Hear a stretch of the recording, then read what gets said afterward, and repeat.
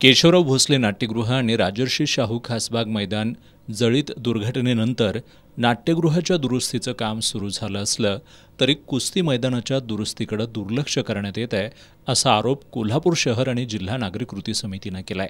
कुस्ती मैदानाच्या तटबंदीला लागून आतमध्ये 2 इंची पाईपमधून पाणी पुरवठा केला जातोय। या पाईपमधील पाण्यामुळे तटबंदीतून पाणी झिरपून तटबंदीला धोका निर्माण झालाय।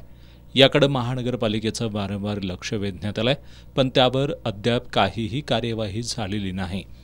पाणी झिरपून तटबंदीला निर्माण होणारा धोका टाळण्यासाठी महानगरपालिकेने तातडीनं उपाययोजना करावी अशी मागणी आता होतीये।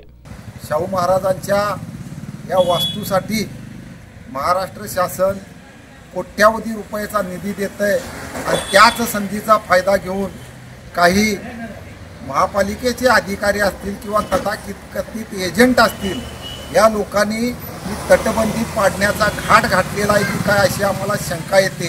कारण गेली वर्षभर आम्ही सांगून सुद्धा हे पाणी बंद केलेलं नाही, पूर्ण झिरपलेलं आहे पाणी आणि त्यामुळं या ठिकाणी या तटबंदीला धोका निर्माण झालेला आहे। आमचं या जे कोण तथाकथित या वास्तूचे देखभाल करणारे इंजिनियर असतील त्यांना आमची विनंती आहे, राजश्री शाहू महाराजांच्या नावावर कृपया जोगवा मागून तुमची घरं भरू नका। कारण शाहू महाराजांचा जो शाप आहे तो अतिशय वाईट आहे।